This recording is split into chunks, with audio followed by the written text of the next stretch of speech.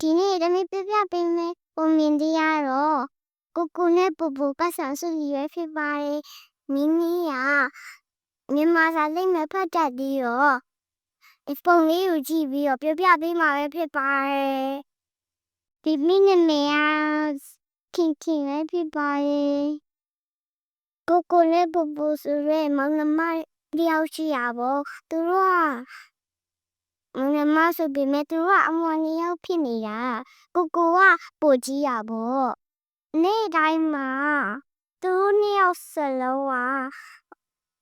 မုတ်ဖိုးရရတယ်ပူပူကသူ့ပတ်စံလေးကိုမတုံးမဲနဲ့သူ့ရဲ့စုဘူးထဲမှာထည့်ပြီးတော့တင်းကြတယ်ကိုကိုကတော့ပတ်စံမစုဘဲနဲ့သူ့ရဲ့ပတ်စံလေးကိုမုတ်ဝဲဖို့တုံးနေသူကလမ်းထိပ်ကမုံယူဝဲစားတယ်ပြီးရင်ကျောင်းဝမုံယူလည်းဝဲစားတယ်ဒါပေမဲ့ပူပူကတော့ကိုလိုမျိုးပတ်စံနေမတုံးမဲနဲ့စုဘူးထဲကိုထည့်ထားတာပေါ့ပူပူကကိုကြည့်ပြီးတော့သူလည်း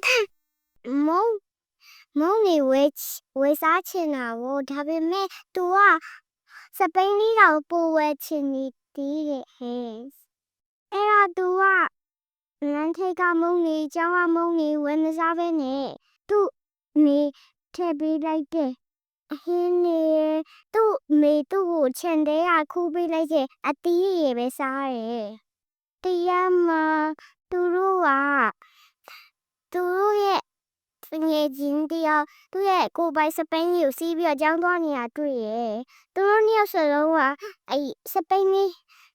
ကိုပိုင်စပိန်ကြီးအရင်လိုချင်သွားပေါ့ဟိုးရင်တော့သူ့အဖေနဲ့သူ့အဖေကသူတို့2ယောက်စလုံးကိုစုပူလေးဝယ်ပေးထားတယ်သူတို့ကပတ်စံတွေကိုအဲ့တဲ့ထည့်ပြီးကျူးတော့မှာပေါ့ကျောင်းရဲ့နောက်ဆုံးရက်မှာသူတို့ရဲ့စုဘူးလေးကိုဖောက်ကြတော့မှာပေါ့ပတ်စံစုထားတာလောက်တယ်ဆိုရင်တော့သူတို့ကစပိန်ကြီးဝယ်လို့ရောက်နေပြီလေကိုကသူ့ရဲ့စုဘူးလေးကိုဖွင့်ကြည့်လိုက်တယ်သူကနည်းနည်းပဲစုထားတာပေါ့အဲ့တော့သူကနေပြီးတော့အရန်စိတ်မကောင်းဖြစ်သွားတယ်ဒါပေမဲ့ပူကစုဘူးလေးဖွင့်လိုက်တဲ့အချိန်မှာပတ်စံကြီးအများကြီးထွက်လာတော့သူကဘလောက်ထိပျော်သွားလဲကြည့်ပါဦးပူစပိန်အစ်စ်လေးရသွားတဲ့အချိန်မှာကိုကတော့စပိန်အစ်စ်လေးမရသွားဘူးဘာဖြစ်လို့လဲဆိုတော့သူက